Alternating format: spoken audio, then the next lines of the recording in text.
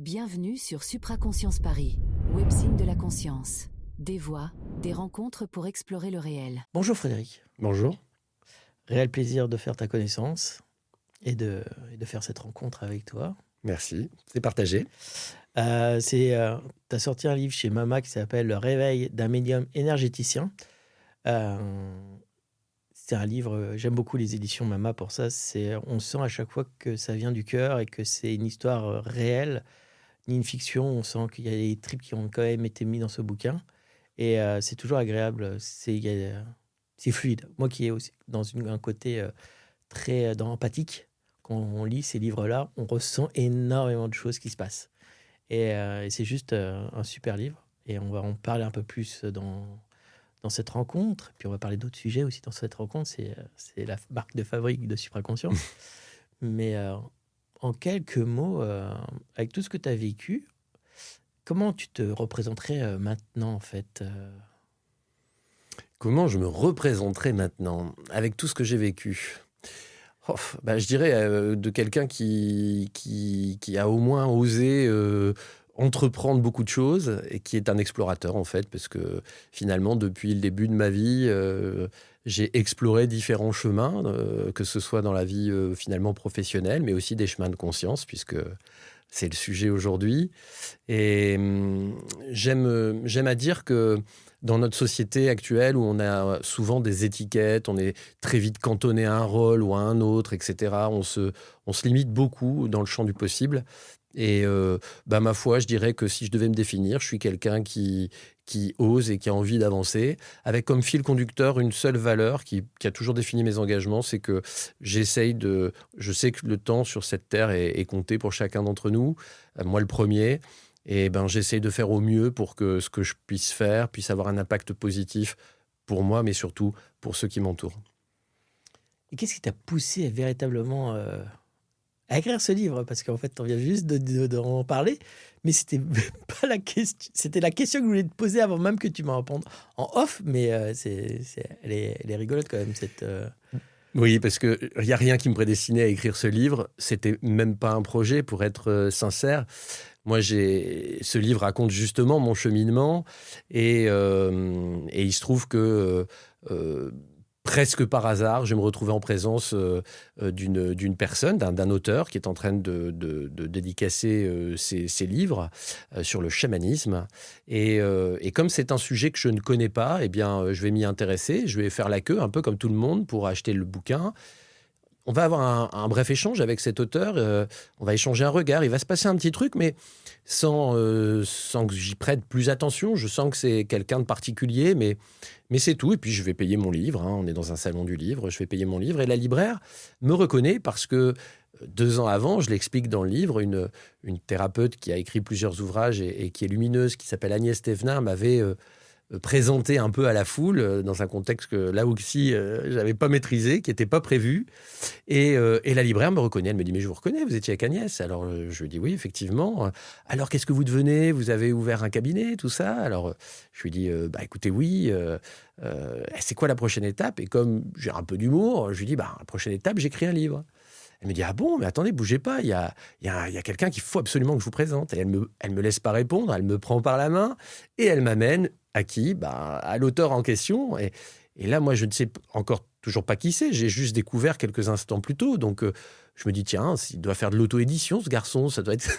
je ne sais pas, je ne mesure pas qui j'ai en face de moi. Et puis, on discute. Curieusement, juste avant que quand j'achète mon livre, il y a plein de monde. Et au moment où elle me ramène à lui 5 minutes plus tard, il y a un trou, c'est-à-dire qu'il n'y a personne. Et on a donc le temps de discuter. Donc, il me dit: prends une chaise, etc. On discute. Et il me dit: écoute, ton histoire est quand même très... Donc, il me pose des questions. T'es thérapeute depuis combien de temps, etc. Il me dit: ton histoire est quand même très intéressante. Tu devrais la raconter. Tu devrais la partager. Et je lui dis: vous savez, avec tout le respect que je vous dois, je pense que la vie de Frédéric Dehaze, mais tout le monde s'en fout, quoi. Et il me répond: tu m'as expliqué que dans ton parcours, tu avais rencontré Stéphane Alix, Agnès Thévenin, Anne Tuffigo. Je dis: oui, effectivement. Il se trouve que je suis leur éditeur et que je suis pas de ton avis. Et là, je me dis: mais j'ai qui en face de moi? Et il me dit: écoute, tu proposes, tu écris ton histoire, tu me l'envoies et on décidera si ça vaut le coup de la publier ou pas. Donc, je m'engage auprès de lui. Et à partir de ce moment-là, l'engagement est scellé. Donc, comme je suis un homme de parole, je vais tenir mon engagement. Je vais y mettre tout mon cœur. Je vais me rendre compte que ce qui m'apparaissait comme facile au départ, parce que j'ai toujours une plume assez facile, va devenir très difficile, en fait, à la rédaction. On pourra revenir dessus après. Et je vais l'envoyer sans le faire lire à personne. C'est-à-dire que moi, je vais aller au bout de mon truc. Je vais même pas me relire. Et je vais l'envoyer en disant, ça y est, moi, ma part du contrat, elle est faite. Et à mon grand étonnement, à mon grand bonheur, finalement, Tigrane va revenir vers moi quelques semaines plus tard, pour me dire, écoute, le livre m'intéresse vraiment, on va certainement le publier. Et voilà, de fil en aiguille, comment ce livre est né. Donc, celui qui était en face de toi dans le salon du livre, c'était Tigrane. C'était Tigrane, qui est un homme vraiment incroyable. Et pour ceux qui n'ont pas lu ses livres, il faut les lire, c'est vraiment incroyable. Voilà. Mais en parlons de toi aujourd'hui, Frédéric. Et donc, on va commencer par le début, parce que ta jeunesse, tu quand même t'ouvres ce don, tu parles, tu as quand même ce côté médiumique. Et c'est jusqu'à 17 ans. Après, tu commences à un peu fermer. La fermeture va être brutale, en fait. Hein. Ouais. Mais je te Vas-y. Non, effectivement, petit, moi, j'ai des sensations dont je ne sais pas que c'est de la médiumnité, en fait. Moi, je vis les choses, les événements, les émotions, je reçois des informations. Moi, ça me paraît tout à fait normal. Je viens d'un milieu très modeste, très travailleur, ouvrier. Il n'y a pas vraiment de place pour la spiritualité en tant que telle. Ma mère a été élevée après-guerre parce qu'elle était orpheline quasiment, donc par une institution religieuse, mais bon, elle ne va pas à la messe. Enfin, il y a rien qui me relie vraiment à une spiritualité. Et moi, j'ai des perceptions, et quand je les partage, on me dit soit... écoute, c'est ton imagination, ou ça n'existe pas. Donc, voilà, je ne me pose pas vraiment de questions. Je vis avec pendant un certain temps. Puis, il va y avoir une première période où ça va se raréfier quelque part, ou s'estomper, avant de revenir en force à l'adolescence, où là, je vais avoir des expériences. Là, je vais être conscient que ce qui se passe n'est pas normal, enfin, en tout cas, telle que la normalité, telle qu'on nous la présente. Donc, je vais essayer d'expérimenter et, entre guillemets, de maîtriser les choses, ce qui va m'amener à avoir quelques expériences, dont une qui va me choquer vraiment profondément, et je vais faire du jour au lendemain un blackout. Et je vais décider que ça n'existe pas, et je vais reprendre, entre guillemets, une vie normale avant que ça se réveille plus d'une décennie plus tard. Parce que c'est important, je trouve, dans cette partie-là, vers 17 ans, quand vous êtes avec tes amis autour du feu. Oui. Et là, il y a cette fille qui est là, qui viennent vous rejoindre auprès du feu, en train de faire un peu la fête. Oui. Et là, comment tu sors tout ce que tu ressens. Et t'y vas, hein, parce que est-ce que t'as l'hésitation, est-ce que c'est juste ou pas juste, et quand même tu t'exprimes. Oui. Et là, je vais utiliser un biais, c'est-à-dire que effectivement, comme je viens d'un milieu modeste, on n'a pas de vacances, on part à quelques copains pendant 2-3 jours à Audrecel, qui est la côte du Nord, et effectivement, on fait un petit feu sur la plage. On ne savait pas que c'était interdit, mais enfin bref. Et 2 jeunes filles passent, donc évidemment, on est avec 3-4 copains, on les dragouille un peu, et elles viennent se joindre à nous, sauf qu'effectivement, je reçois immédiatement des images, des émotions, des sensations extrêmement fortes émanant des deux jeunes femmes. Et en fait, c'est pas que j'ose, c'est que c'est tellement fort que je me dis ou je suis complètement cinglé, ou j'ai vraiment une info. Il faut que je sache, en fait. C'est plus fort que moi. Donc, comme je peux pas frontalement, parce qu'en plus, c'est des copains, enfin, je veux dire, il y en a qui sont... on est 5, il y en a qui sont pas de la même confession que moi, par exemple. Enfin, après, peu importe la spiritualité, mais il y en a 2 qui sont musulmans, il y en a un autre qui est complètement athée, le 3e qui est un peu catho. Moi, là-dedans, je suis entre catho et athée. Bref, c'est pas le sujet du tout du séjour. On n'est pas en pèlerinage, on est là pour jouer au foot, etc. Enfin, rien à voir avec ça. Et donc, je ne sais pas comment je vais pouvoir amener un sujet comme ça, alors que c'est pas vraiment le... Donc, je vais saisir une opportunité dans la discussion pour faire une petite blagounette, ce qui va ouvrir une porte, et je vais avoir l'opportunité à un moment donné de sortir ce que j'ai, et je vais le faire. Je vais lancer ça comme une demi-plaisanterie et l'autre reçoit le message de plein fouet. Et là, le temps s'arrête. Tout le monde s'arrête de parler, vu la réaction de la personne. Et je vais avoir confirmation de tout ce que j'ai pu ressentir. Tout à fait. De toute façon, c'est très bien expliqué dans ton livre. Et je laisse découvrir ce passage-là. Et c'est à ce moment T aussi, avec ton ami Kevin, oui. Et qui va s'engendrer aussi. Oui, c'est la continuité de cet événement. Parce que cette porte est ouverte. La plupart des gens autour du feu ce jour-là ne vont plus jamais m'en reparler. Lui, Kevin, qui est juste à ma gauche à ce moment-là, il me dit « Oh, et tu fais ça, toi Moi, j'ai envie de savoir. » Bref, et on va avoir une séance, effectivement. Alors, c'est le moment où je ne sais pas ce qui se passe. J'ai des informations qui me viennent sur les gens. Je me rends compte que ces informations sont relativement réelles et pour cause. Et donc, je me dis « Tiens, avec un tarot, je devrais pouvoir... peut-être voir un peu l'avenir. Je suis là-dessus à ce moment-là, puisque je n'ai aucune culture, j'en ai que ce que la croyance populaire véhicule, donc des idées finalement très vagues. Je ne me rends pas compte que j'ouvre des portes, enfin ça on en reviendra peut-être, mais... Et donc je vais faire plusieurs séances de tarot, je vais même développer une certaine capacité avec un jeu de cartes tout à fait classique. Je faisais des paris, donc on retournait les cartes, et je passais la main au-dessus, et je sentais... Il y avait la vibration de l'as de cœur. Ça, je ne l'ai pas écrit dans le livre. Hein. Et j'arrivais à sentir, quand ma main s'arrêtait au-dessus de l'as de cœur, 9 fois sur 10. Donc, et je retournais une seule carte sur les 32 et c'était l'as. Bref. Donc, je vais commencer à tirer les cartes. Je vais avoir très vite un certain succès là-dessus. Et une séance avec donc, Kevin va pas dégénérer, parce qu'on ne peut pas dire qu'elle dégénère, mais lui vient me voir pour des sujets très futiles, finalement, enfin, ou plutôt en phase avec son âge. Est-ce que je vais avoir une copine, etc. Et moi, les informations qui me viennent n'ont rien à voir avec ça, et elles annoncent quelque chose de très difficile. Et je lui dis, parce que je ne peux pas le garder pour moi, j'arrive pas à le garder pour moi. Et lui se braque en recevant l'information, et un mois plus tard, à peu près, l'information se vérifie. Et c'est là où, d'un coup, il y a eu cet arrêt. Oui, parce que... Brutal, pas brutal, mais cet arrêt... Si, on peut dire brutal, parce que je décide que c'est trop dangereux, que c'est de la folie, en fait, qu'on ne peut pas toucher à ça. Je ne maîtrise pas. Je garde un souvenir très pénible de cette intuition, parce que l'intuition ne vient pas seule, ce n'est pas une information comme on lit sur... Il y a une émotion qui l'accompagne, il y a tout un... Oui, il y a toute une ambiance finalement, enfin je ne sais pas comment expliquer ça, mais on est imprégné de l'événement qui n'est pas arrivé en plus.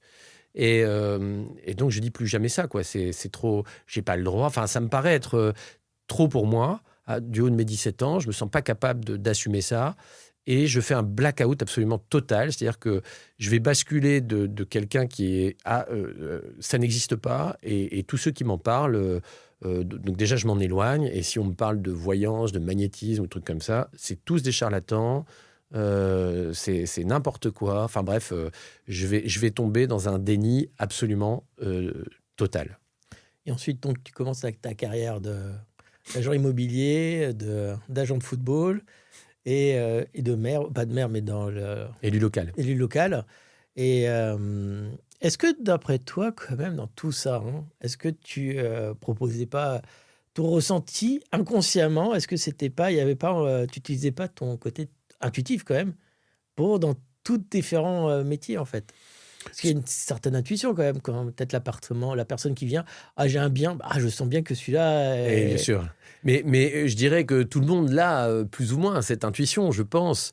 Mais bien sûr que dans tous mes engagements, et plein de fois, il y a plein de choses où il y a toujours eu ce sixième sens qui vient taper à la porte en disant lui, je le sens pas, ou lui, attention. Je me suis quand même très, très rarement trompé, ou je ne vais pas dire jamais, mais très, très rarement trompé sur les personnes quand je les sentais ou quand je les sentais pas, par exemple. Et en fait, j'ai identifié ça, le fait de partir dans ces 3 directions en même temps, donc le football en tant qu'éducateur ou recruteur, la politique dans le sens engagement citoyen et élu local, ou les entreprises, parce que j'en ai pas eu qu'une, il y a eu immobilier, mais il y en a eu d'autres. Je me suis rendu compte après que c'était une façon de remplir l'agenda, de manière à ne surtout pas être tout seul avec moi-même, quoi. Donc, j'avais pas une seule minute à moi, même pendant les vacances. C'en était à calculer combien de temps j'allais mettre aux toilettes pour savoir si j'allais envoyer un mail ou pas, quoi. Enfin, c'était du grand délire. Et le corps n'a pas tenu à ce rythme. Je pense que c'est aussi ça. Mais j'ai mis du temps à le comprendre. Mais je crois aujourd'hui que c'était une fuite.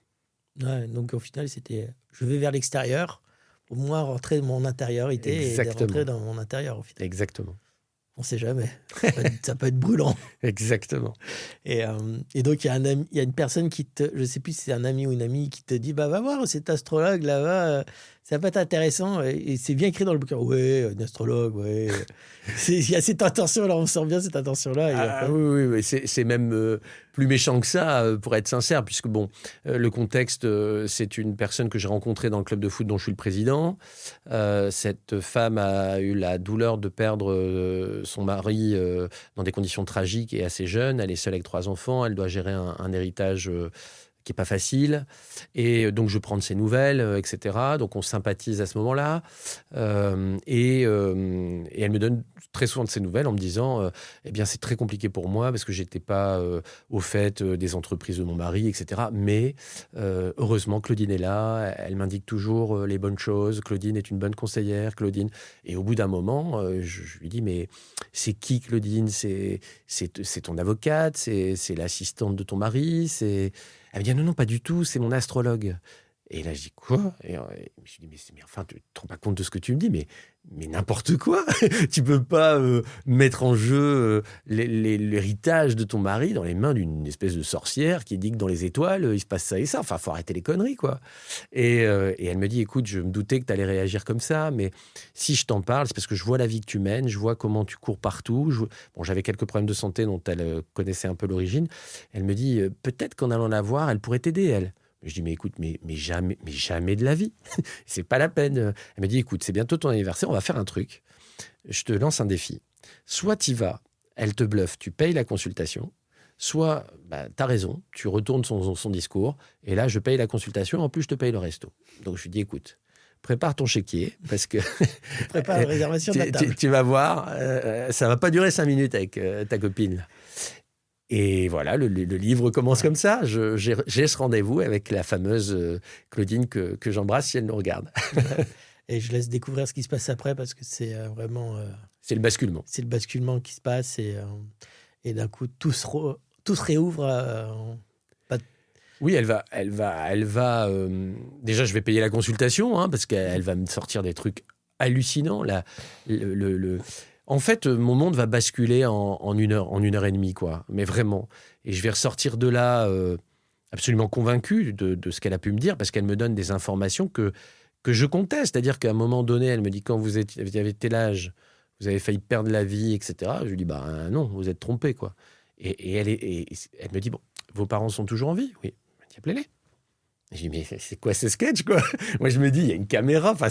Et j'appelle ma mère. Alors, j'avais déjà remis le manteau quasiment en disant, bon, allez, je termine ce sketch, c'est bon. Bon, maman, tu me confirmes qu'à 3 ans et demi, j'ai pas eu d'accident.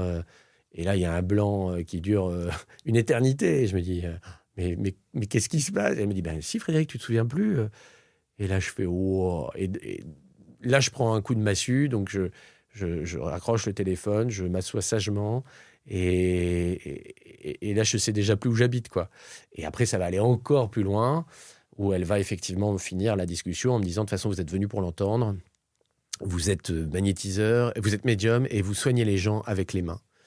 Et bon, là, c'est le coup de massue. Donc, je ressors de chez elle assommé. Ouais, je pense qu'il n'y a pas d'autre mot. Je mets beaucoup de temps. Je me vois encore dans ma voiture à chercher les jambes au coton, comment je vais faire pour rentrer chez moi, quoi, parce que au moment où je rentre chez elle, je suis quand même le chef d'une entreprise qui fonctionne très bien, je suis adjoint au maire d'une ville importante, je suis président d'un club de foot qui va devenir le premier club des Hauts-de-France, quoi, un des plus gros clubs de France.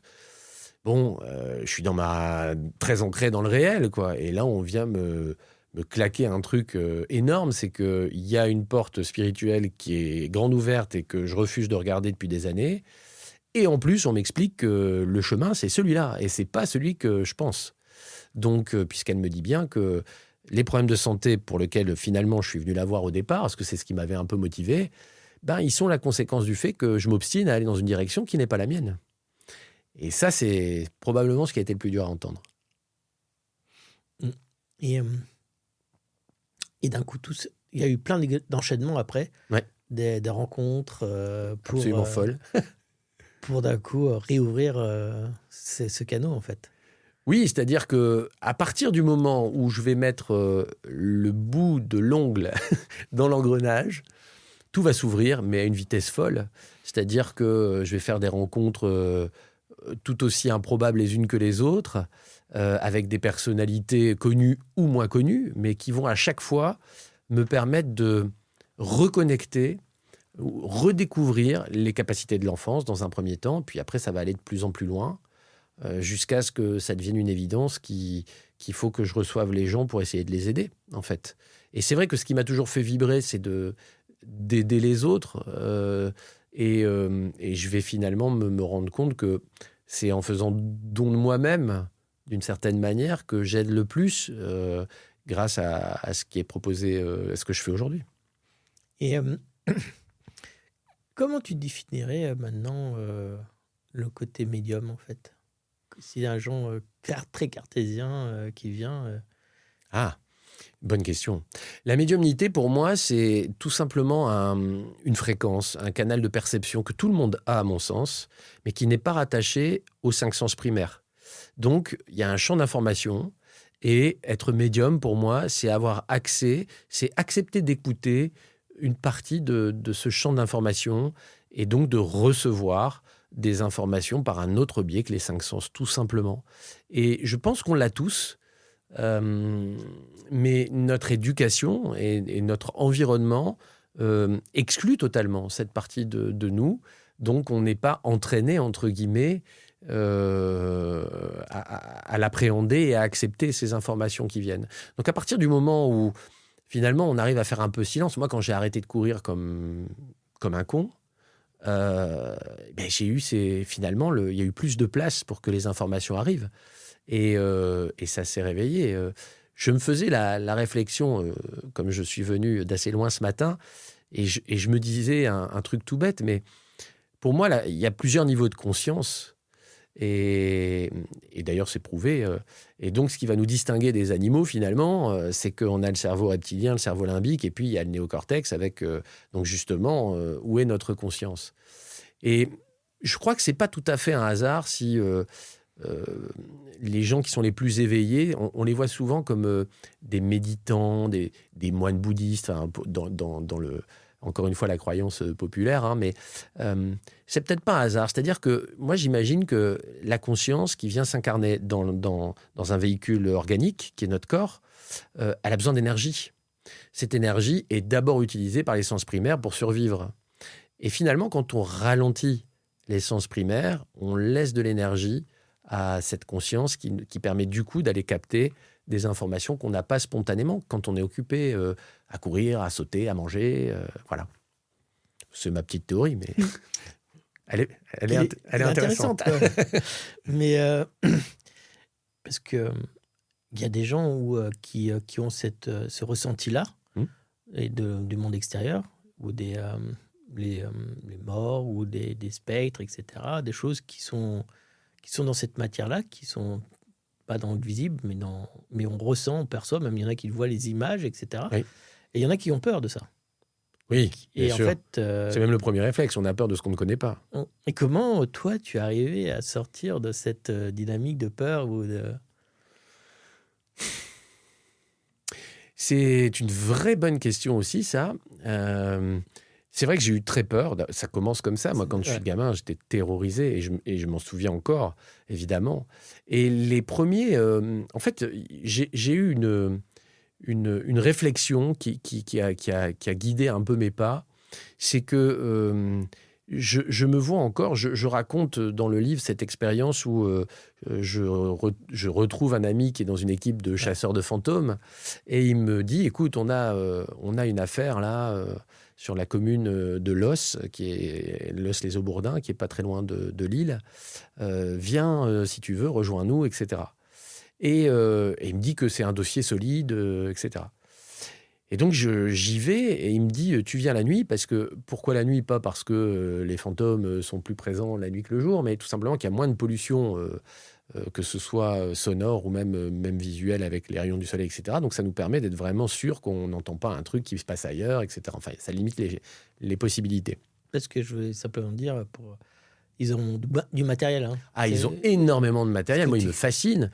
Je les appelle les Ghostbusters. Je les branche un peu. Hein. D'ailleurs, bref, il y en a un qui a écrit pas mal de livres issus de tout ça, avec un certain succès. Mais quand j'arrive, là encore, je me vois encore me garer devant la maison, regarder la maison et me dire mais finalement, est-ce que je ne suis pas dingo de venir me confronter à ça? Puisque il m'avait donné aucune information. Il m'avait juste dit que depuis qu'ils avaient créé leur groupe, c'était probablement une des enquêtes les plus intéressantes qui se profilaient.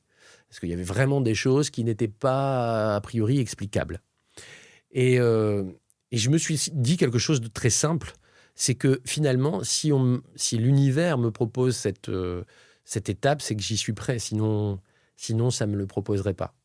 Et donc, j'y suis allé avec cette confiance, finalement. Alors, c'est vrai que dans mes premiers pas dans cette maison, l'ambiance était si écrasante que j'ai su, dans les premiers mètres, que ça allait être une soirée très particulière, effectivement. Je vous laisse découvrir dans le livre parce qu'il en parle. Ça fait un peu peur. Hein. Il y a un peu maison fantôme, entre guillemets. Oui, alors c'est quelque chose que je vais retrouver ensuite de nombreuses fois, ouais. Et qui est devenu, j'ai presque envie de dire, une routine. Mais c'est la première fois, c'est comme dans plein de choses dans la vie, la première fois on s'en souvient toujours. Et ben là, je peux vous dire que je m'en souviens bien. Mais et d'après toi, parce que j'aime beaucoup parler d'émotions aussi, hein, et je pense, est-ce que d'après toi, tout ce qui est, moi j'appelle ça l'astral aussi, hein, tout ce qui est dans le monde de la mort, le mémoriel, tout ce qui est l'au-delà en fait, hein, le monde. Le bas astral, le haut astral, c'est les démons, les archanges, tous ces parties-là. Et même le monde de la mort. Est-ce que ça peut, pour chacun de nous, est-ce que ce n'est pas peut-être des parasites qui viennent en nous et qui permettent simplement, comme ils ont besoin d'énergie pour vivre, pour survivre, et ils s'attachent à nous par des émotions, par nos émotions, par ce qu'on vit. Est-ce que, d'après toi, est-ce que c'est une réalité ou est-ce que tu as déjà ressenti ça? Est-ce que est-ce que tu as déjà ressenti, est-ce que tu penses qu'il y a une cohésion en fait avec tout ça en fait, comme si c'était pour qu'on vienne plus fort avec nous-mêmes en fait, sortir de. C'est drôle que tu me poses cette question parce que c'est tout le sujet de peut-être mon prochain livre. En tout cas, je suis en train d'écrire beaucoup là-dessus parce que ça fait maintenant plusieurs années que je reçois des gens et j'ai une théorie que j'éprouve maintenant depuis 5 ans et qui est effectivement basée là-dessus. Je pense que tout est fréquence et que l'émotion égale l'énergie. Et donc, quand on décède, il y a, à mon sens, 3 solutions. La première, c'est que, et c'est pas un hasard, si depuis la nuit des temps, quel que soit le continent, quelle que soit la religion, même l'homme des cavernes faisait un rituel pour enterrer les morts. Et il y a cette phrase qui dit « repose en paix ». Et quand on regarde l'échelle des émotions, la plus noble, c'est l'amour, et juste en dessous, c'est la paix.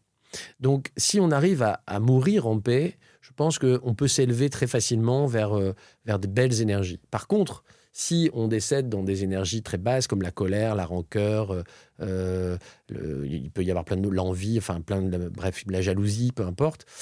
Et c'est souvent le cas, notamment des personnes qui mettent fin à leur jour. Ils sont rarement dans la paix quand ils le font. Donc, ils sont dans une énergie qui est lourde. Donc, ils n'arrivent pas à monter. Et donc, ils ne sont plus de ce monde qui est matière, mais ils n'arrivent pas à monter dans des niveaux spirituels élevés. Donc, ils sont dans l'entre-deux et ils vont errer, comme on dit, comme une âme en peine. Cas de le dire. Et donc, mais ils vont avoir besoin d'énergie. Donc, ils vont chercher à se connecter à des gens qui en produisent de l'énergie, c'est-à-dire les gens encore incarnés. Et pour moi, ils le font par l'intermédiaire de cette fréquence. C'est-à-dire que, imaginons que quelqu'un soit très, très en colère et fasse une crise cardiaque et décède. Il est bloqué dans sa colère. Et là, on va penser à Jean-Paul qui, dans sa vie de tous les jours, découvre un truc et se met dans une colère folle. Eh bien, il va être sur la même fréquence. Et à mon sens, la connexion peut se faire à ce moment-là et il peut s'attacher. Et donc, ce que j'ai pu constater, c'est que du coup, il y a une forme de parasitage, même si le mot me paraît un petit peu difficile, parce que pour moi, les entités ont besoin d'aide, en fait. Donc, on règle ça pas par le combat, mais par l'amour. Et donc, par contre, le fameux Jean-Paul qui a maintenant un colocataire inconscient, il va rester plus facilement dans sa colère, il va être fatigué, il va avoir peut-être des perturbations dans sa vie, que ce soit sur le plan relationnel, etc. Et pour moi, il n'y a qu'en réélevant son niveau vibratoire à lui et en aidant l'entité qui est accrochée à lui à s'élever qu'on peut régler le souci pour les deux personnes. Merci. Ouais. C'est tout à fait ça, à peu près. Il y a plein d'autres théories, mais c'est quelque chose qui est vraiment plausible. Ouais, c'est celle que je défends, entre guillemets, parce que je la pratique finalement en cabinet depuis des années. Et bon, je n'ai pas la prétention de dire que c'est la seule et unique, et je le fais avec beaucoup d'humilité. Mais en tout cas, j'ai pu constater que ça avait aidé un grand nombre de personnes. Parce qu'en fait, après, dans d'autres techniques, par exemple, moi, je fais de la conciliation familiale. Oui. Et en fait, on voit bien comme quoi les non-dits, les secrets, etc., amènent, ou des décès, ou des suicides, des choses comme ça, amènent des problématiques pour les descendances. Oui, mais là, on est dans le... Alors, c'est pour moi, dans ma vision, hein, bien sûr, hein, mais c'est complémentaire, en fait, hein, mais c'est différent. C'est-à-dire que là, on est bien sur quelque chose. Dans le premier exemple qu'on vient de donner avec Jean-Paul, on est dans l'exemple de quelque chose qui vient complètement de l'extérieur s'accrocher. Tandis que dans ce que tu expliques là, on est dans une forme d'héritage. Oui. Donc, on va être dans le transgénérationnel. Et ensuite, il y a un dernier niveau, c'est le karmique. Oui. C'est-à-dire que pour moi, quand on arrive sur cette terre, on a un héritage qui est issu des vies antérieures. Et quand on va avoir un don, par exemple, un enfant qui a 4 ans joue du Mozart au piano, c'est peut-être parce qu'il vient avec un héritage d'apprentissage qui n'est pas vraiment de lui. Voilà. En tout cas, pas de lui dans cette vie. Et donc, pour moi, l'être humain est complexe parce que c'est un héritage des 3, plus bien sûr ce qu'il va fabriquer lui-même dans son expérience humaine. Je te rejoins. Est-ce que c'est pas aussi donc l'âme, quand on appelle l'âme, est-ce que c'est pas ça aussi de l'espace karmique, le mémoire qu'on se crée à leur instant de notre vie passée, même présente, hein, je parle d'enfants, etc. Et tout ce qui était transgénérationnel, qui se regroupe en un seul point, en fait, l'âme. Si, bien sûr, avec pour moi comme mission de travailler certains points. Moi, je me suis toujours finalement demandé pourquoi j'étais tellement attiré par certains domaines. Notamment la politique, alors que, bon, je n'étais pas naturellement fait pour ça, entre guillemets. Pourquoi j'avais une telle facilité à écrire ou à prendre la parole en public. Et quand j'ai eu l'occasion d'explorer, grâce à l'hypnose spirituelle, mes vies antérieures, il y a eu des explications quand même extrêmement précises. Donc, il n'y a pas vraiment de hasard, je pense. Oui. Ça, c'est une question... tiens, comme tu parles de hasard, est-ce que après toi, on a un libre arbitre dans ce qu'on fait dans notre vie ? Oui, alors totalement. Totalement. Je pense que au niveau de ma réflexion à aujourd'hui, parce que ça évoluera comme tout à chacun, mais je pense que quand on s'incarne, on vient avec un contrat d'âme, c'est-à-dire qu'on vient dire, bon, voilà, moi je choisis de bosser ça, de bosser ça, de bosser ça. Hop, on a envoyé dans le tuyau, hop, on arrive dans un corps organique, on oublie évidemment, sinon c'est pas drôle, et puis surtout on est à un niveau, on a une contrainte qui est la matière, donc forcément c'est moins facile, et on va nous mettre sur notre chemin l'occasion de retravailler ce qu'on a prévu. Et donc, libre arbitre après à nous de savoir comment on essaye de fonctionner et de travailler ces différentes épreuves. Je pense que la vie, et je suis bien placé pour le savoir, quand on essaye de se dévier du chemin, va subtilement ou pas nous ramener dans le droit chemin, entre guillemets. Mais si je m'obstine, enfin, je veux dire, moi, dans mon cas, j'aurais pu me présenter aux élections municipales, de cette année. Et tout m'indiquait de le faire. C'est-à-dire que à la fois mon antériorité, ma légitimité, ma crédibilité, les sondages, c'était presque de la folie. Après 20 ans d'engagement comme je les ai eus, en me présentant en 2020, etc., comme je l'ai fait, puisque j'étais tête de liste en 2020, là, la ville était, entre guillemets, enfin prenable, et j'y vais pas. J'y vais pas parce que entre-temps, il s'est passé tout ça, il y a eu cette prise de conscience et le fait que, voilà, maintenant, j'ai justement mon libre arbitre et je choisis d'aller dans cette direction-là plutôt que dans l'autre, en tout cas aujourd'hui, parce que faut pas insulter l'avenir, on verra. Mais je pense que la priorité, c'était vraiment de pouvoir aller sur ce chemin-là. C'est intéressant comment tu parles de libre arbitre parce que quand je t'entends, moi, je vois la même chose, mais je dis que je n'en ai pas. Parce qu'au final, comme tu dis, moi je dis qu'on n'a pas le choix dans notre scénario de vie. Les expériences sont arrivées pour nous faire grandir, ce que tu dis, hein, c'est pour comme on a choisi, pour faire ça, et puis on a des expériences de vie pour faire grandir. Mais c'est là où je dis, moi j'en ai pas de libre arbitre. Mais pour toi, c'est le libre arbitre, c'est de choisir, pas de choisir l'expérience, mais d'accepter l'expérience. C'est ça, c'est la manière dont tu la regardes. Est-ce qu'elle te pousse ou est-ce qu'elle te freine ?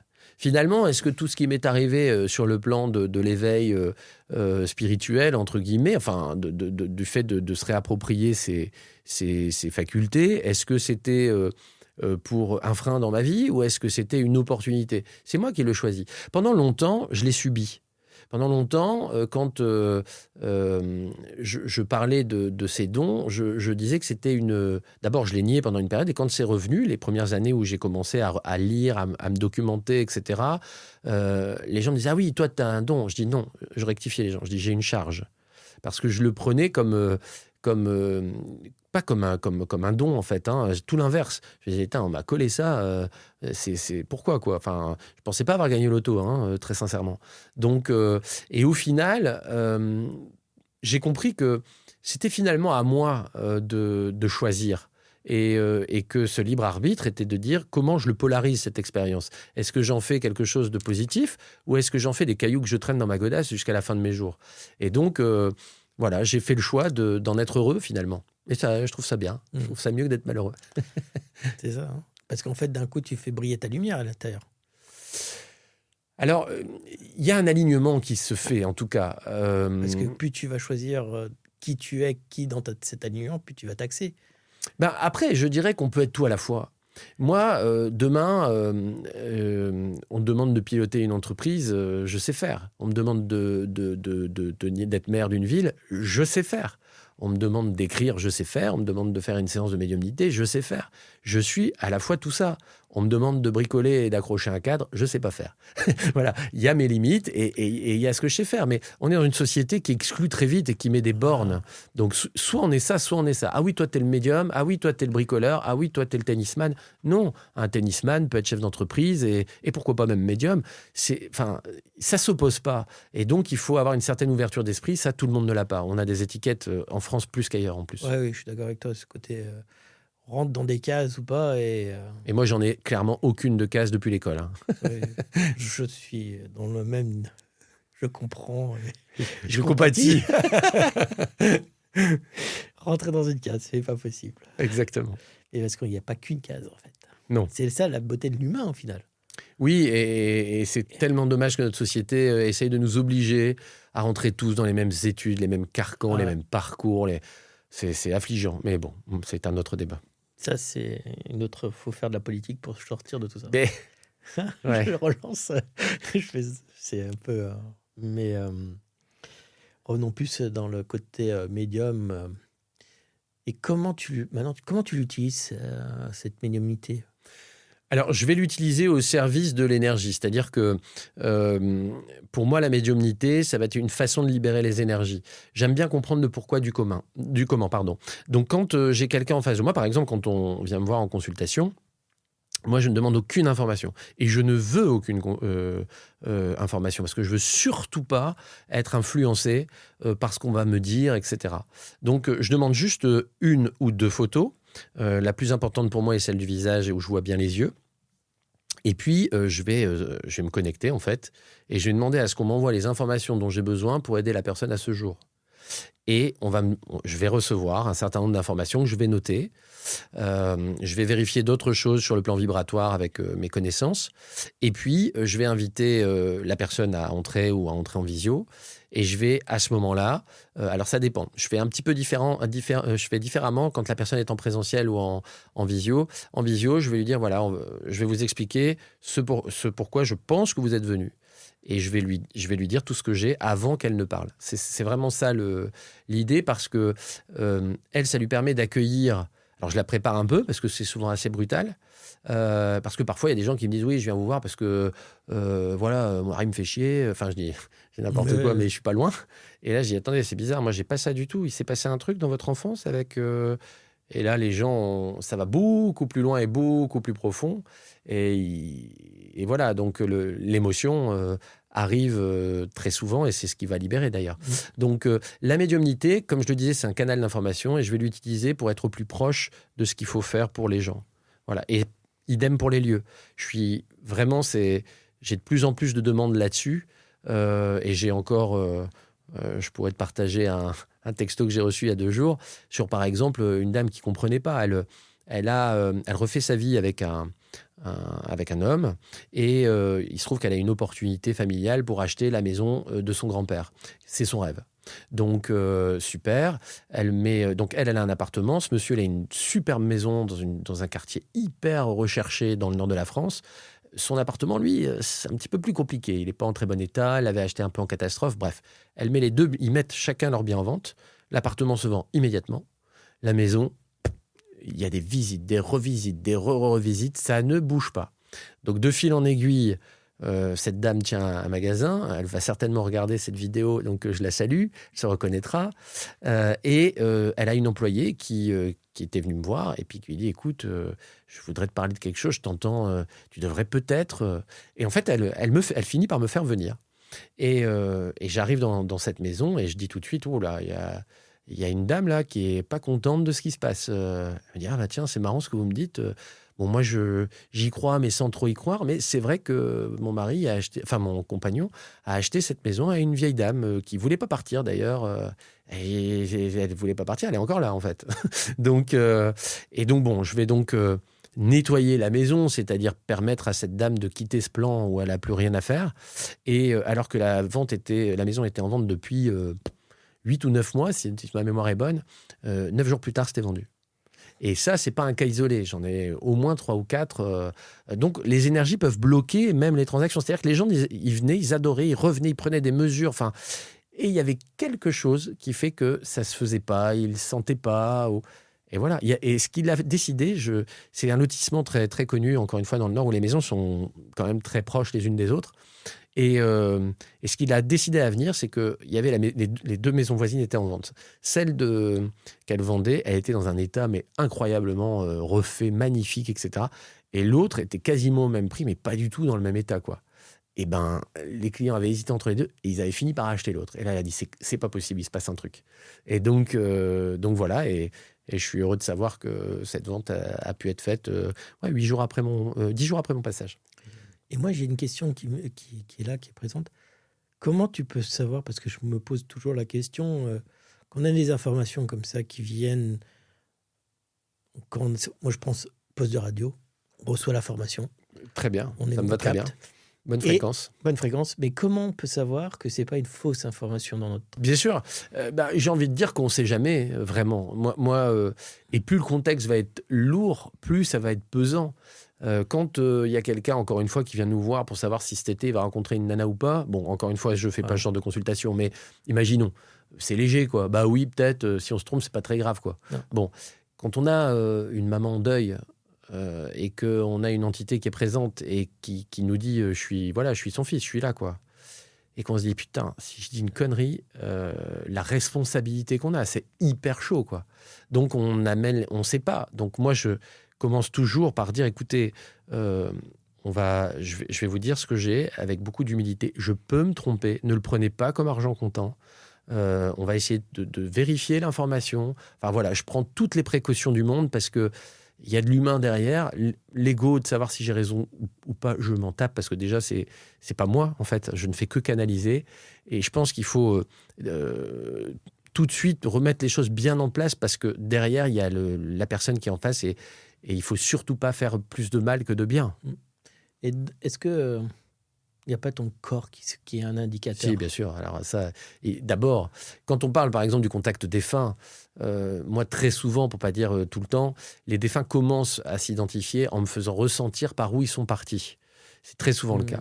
Donc quand vous avez, comme ça m'est arrivé, il y a 2 cas qui me viennent, une personne qui avait été écrasée, et c'est écrasée, c'est le moins qu'on puisse dire, par un véhicule lancé à pleine vitesse. Quand elle m'a fait ressentir dans le corps par où elle est partie, c'était quand même super, super chaud.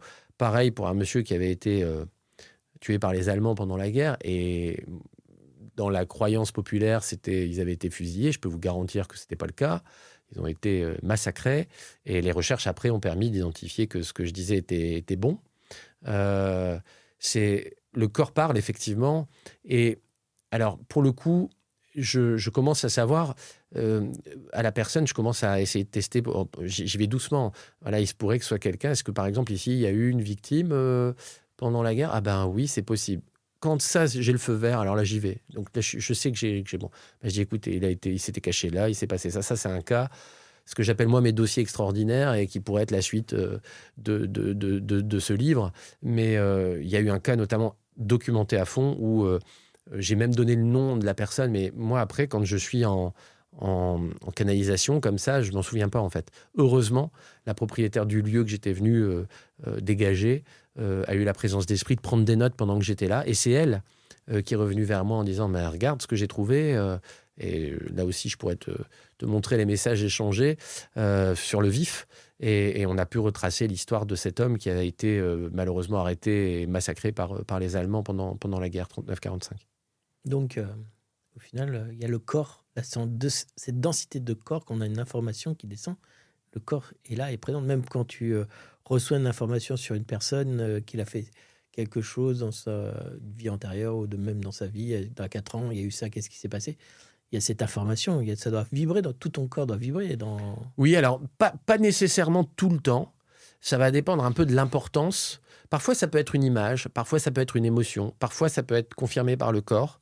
Je ne peux pas dire que ce soit toujours tous les canaux qui s'allument. Ça peut être parfois assez lointain.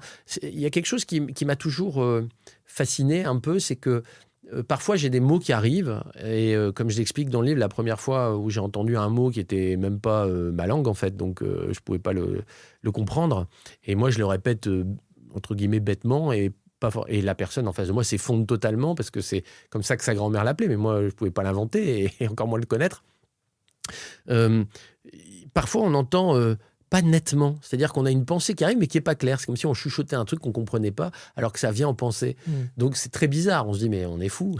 Voilà, mais non, c'est la qualité de la connexion. Ça me fait penser à Edgar Cayce, où il se mettait il était allongé, d'un coup il se mettait une sorte d'hypnose, il était en onde alpha, et d'un coup il disait tout ce que la personne devait prendre comme médicament, même commander un médicament qui n'existait pas à l'époque, mais qui existait en Allemagne. Je parle en 1900, je crois que c'était 1950, je crois même 20. Edgar Cayce, et d'un coup il disait c'est ça, faut faire. Et donc envoyer une lettre en Allemagne pour recommander le médicament. Il était, par contre il se rappelait plus, mais il les enregistrait à l'époque. Donc et ça m'étonne pas, ça va dans le sens de ce que j'expliquais tout à l'heure. À partir du moment où on déconnecte le reste, eh bien, la conscience a plus d'énergie pour aller capter dans le champ d'information. Qu'est-ce qu'on peut faire si d'un coup, nous, on se sent dans cette dynamique-là, dans cette maison, ou pour se calmer, ou parce que ça crée des peurs quelquefois, de sentir des sensations ou des choses comme ça c'est une question qu'on me pose assez souvent. Des gens qui me disent Frédéric, j'ai entendu marcher alors qu'il n'y a personne, je sens une présence, je suis terrorisé, etc. Et c'est bien naturel, c'est quelque chose qu'on ne connaît pas à la base, sur laquelle on n'a pas été éduqué. Et moi, le premier, je ne la ramenais pas quand c'est arrivé au départ. Je l'explique. Mais ce que j'ai compris avec le temps, c'est que l'émotion est une énergie, la peur est donc une énergie, et elle n'est pas polarisée positivement. Donc, il y a un conte amérindien qui dit on a 2 loups à l'intérieur de nous, il y en a un qui est bon et il y en a un qui est mauvais, et fatalement il y en a un qui prendra le dessus. Et l'apprenti dit mais c'est lequel? Celui que tu nourris. C'est un peu pareil avec ce qui nous entoure, c'est-à-dire qu'à partir du moment où on arrive dans un endroit, si on sent une présence et qu'on a peur, on va nourrir l'entité négative et on va éloigner les entités positives. En tout cas, c'est comme ça que moi, je l'interprète à aujourd'hui. Alors bien sûr, si c'est une entité positive qui est là, c'est pas très grave, mais dans le cas où c'est pas le cas, ça va renforcer les phénomènes. En tout cas, moi, c'est ce que j'ai pu voir à chaque fois. Je te rejoins dans tout ça. Et après, il y a aussi ça, moi je pense aussi sa force de vie. Dire ça. Oui. Oui, mais moi je reste convaincu que le monde, l'autre fréquence, puisque le monde de l'au-delà, en fait, c'est l'autre fréquence, n'a pas le pouvoir de nous faire du mal, en fait, si on ne lui en donne pas l'autorisation, quelque part. Et quand on lui dit, quand on a peur, on baisse son niveau vibratoire, donc on se rend accessible. Quand on est fort et qu'on dit stop, maintenant c'est terminé, et ben voilà, c'est tout, ça s'arrête. En tout cas, moi, c'est ma conviction profonde, à part de rares cas bien particuliers. Mais sinon, la peur ne fait que amplifier l'emprise que peut avoir sur nous le phénomène négatif. Parce que là, tu parles, j'aime bien ce que tu as dit là, à la fin, là, le rapport de force. J'appelle ça le rapport de force quand on est de dire stop ou par rapport. Si on revient au milieu de notre conversation, on parle des émotions qui sont greffées aussi dans la même fréquence. Et est-ce qu'on ne peut pas simplement, avec ce rapport de force, de se dire stop, j'éloigne cette émotion-là qui vient pour revenir dans cet axe, en fait. Oui, alors moi, il y a une technique que j'enseigne souvent aux personnes dites hypersensibles. En fait, hypersensible, ça veut dire que le champ, il est trop ouvert et qu'on reçoit toutes les émotions, y compris celles qui ne sont pas les nôtres. Et moi, j'aime à donner cette petite technique qui consiste à dire, mais posez l'intention de vous entourer de lumière et de faire en sorte qu'il n'y a que le positif qui peut entrer à l'intérieur de cette bulle de lumière. Si toutefois, par la force des choses, c'est-à-dire soit quelqu'un qui vient vous partager son truc de manière trop brutale ou un événement qui vous touche, vous sentez, vous apprenez à sentir qu'il y a une émotion qui n'est pas bonne, qui est dans votre champ, eh bien, simplement visualisez que ce petit caillou, moi j'aime bien donner cette image-là, eh bien, vous la prenez et vous allez vous la retirer de votre corps de lumière et vous le demandez à l'univers de la dissoudre et de la transmuter en amour pour soi et pour celui qui vous l'a envoyé. Et le fait d'avoir cette prise de pouvoir, cette prise de conscience, cette prise d'intention, ça aide et ça libère déjà un certain nombre de personnes en général. Eh bien, ça m'amène à la question, qu'est-ce qu'est la conscience, comment tu la vis et comment tu la places dans ta vie de tous les jours, en final ? La conscience, comme je l'expliquais tout à l'heure, j'ai envie de dire qu'il y en a plusieurs. C'est pour ça qu'il y a plusieurs voix qui se parlent dans notre tête. Enfin, je sais pas, a priori, je suis pas tout seul. Mais est-ce que c'est bien, est-ce que c'est pas bien, etc. Il y a 3 niveaux de conscience, le reptilien, le limbique et le néocortex et le cortex. Donc, dans tout ce qui est partie cortex, la conscience, c'est ce qui va nous permettre de juger le bien et le mal en fonction de nos valeurs, mais aussi de nous projeter dans l'avenir ou dans le passé. On est rarement d'ailleurs dans le moment présent. Et comme le cerveau est une machine à anticiper, eh bien, on va se reconnecter à des anciennes émotions. On va en créer sur des choses qui n'existent pas encore. Donc, en fait, moi, la conscience au quotidien, c'est simplement de se dire est-ce que je suis aligné avec ce que je fais ? Est-ce que c'est en accord avec mes valeurs et ce que je veux représenter ? Et à partir de là, j'avance. Voilà. Ce qui est important de comprendre, c'est que les premiers niveaux de conscience c'est un ordinateur pour moi. On a formaté par notre environnement et notre enfance un mode de fonctionnement qui fait que de manière totalement automatique et inconsciente, on va interpréter et donc énergiser des choses sans même s'en rendre compte. Donc si, à un moment donné, on ne reprend pas la main sur ce point de départ, vous pouvez aller voir tous les énergéticiens du monde, même s'il est excellent, il va vous retirer ce qui ne va pas, mais si vous refabriquez la même énergie après, c'est qu'une question de temps avant que vous soyez revenu à la case départ. Moi, je dis souvent que si on ne va pas travailler sur la racine, le magnétiseur va permettre de nettoyer la plaie et de mettre un pansement, mais le pansement à fort mesure, si on l'alimente toujours, le pansement il va s'enlever. Exactement. Comme de l'eau, à un moment donné, le pansement s'enlève, et donc on va retrouver des symptômes qu'on a. Bien sûr. Quand c'est ancré en nous, c'est pour ça que moi, je dis tout le temps que si on fait un travail très profond sur le rééquilibrage de base, il y a parfois des choses qui vont s'enlever une bonne fois pour toutes. Mais franchement, c'est relativement rare par rapport à tout ce qu'il y a d'ancré très profondément qui reviendra fatalement si on ne fait pas le travail plus profond, bien sûr. Donc, soit en hypnose, soit en d'autres techniques. Bien sûr, après les techniques, il y en a plein. Moi, je maîtrise l'hypnose, je maîtrise aussi ce que j'appelle le neurocoaching, qui permet justement de changer de point de vue par rapport à un événement. Mais le magnétisme en lui-même peut permettre des choses. Mais après, je suis désolé de dire que pour moi, rien ne se fait sans une prise de décision. La personne qui dit « je vais aller voir un magnétiseur et je vais aller mieux », il se trompe. Le magnétiseur va aider sur l'instant T, mais aller mieux, durablement, c'est une prise de décision. Et s'il n'y a pas de prise de décision, la personne ne fait que reculer le moment, elle se ressentira mal. Pour les auditeurs, tu as un conseil, tu as quelque chose ou une astuce, je sais pas, quelque chose de ta trousse à outils que tu peux transmettre? Alors, dans ma trousse à outils, il y a quelque chose, oui, qui me paraît extrêmement important. C'est le rituel du matin et le rituel du soir. Ça, à partir du moment où je l'ai adopté, ça a changé ma vie, clairement. Donc, si je le partage aujourd'hui, pour la première fois d'ailleurs, j'espère que ça apportera le même bonheur aux gens. Le moment où le cerveau va le travailler le plus, finalement, ça va être la nuit. Et puis, quand on est en état modifié de conscience. Et il y a 2 moments où on est en état modifié de conscience, quasiment assurément. C'est juste avant de s'endormir et juste après le réveil. On est entre 2 eaux, comme dirait l'autre. Donc moi, juste avant de m'endormir, j'ai ce rituel qui consiste à aller chercher 3 moments positifs de ma journée et à remercier, être dans la gratitude pour ces moments-là, parce que le cerveau est entraîné à voir ce qui ne va pas. Et donc, le fait de focaliser son attention sur justement ce qui s'est bien passé pendant les 3 journées et de le revivre, c'est-à-dire de mettre les 5 sens dessus. C'est-à-dire, c'est pas ah bah oui, c'est vrai, y a ma collègue qui m'a fait un compliment, qui m'a fait vachement plaisir ce matin. Non, ça, c'est pas suffisant. C'est se souvenir de l'endroit, se souvenir de comment elle était habillée, du son de sa voix, du geste qu'elle a eu, de ce qu'on a ressenti dans le cœur. Voilà. Et donc là, on va vraiment se connecter à l'émotion, on y revient, donc à l'énergie du moment. Et si on arrive à le faire 2 ou 3 fois, et il y a toujours moyen de trouver ça, ça peut être un rayon de soleil sur la terrasse qu'on a trouvé tellement, tellement sympa, un papillon qui est venu se poser, j'en sais rien. Il y a tellement de raisons d'être heureux qu'on les oublie en fait. Et donc ça, c'est le premier point. Et ensuite, c'est d'envisager que le lendemain matin, quand on se lève, on a bien dormi et que la journée se passe magnifiquement bien. On visualise 2-3 événements de la journée qui s'annoncent en étant particulièrement content de la façon dont ça se passe et on le vit comme si c'était déjà fait.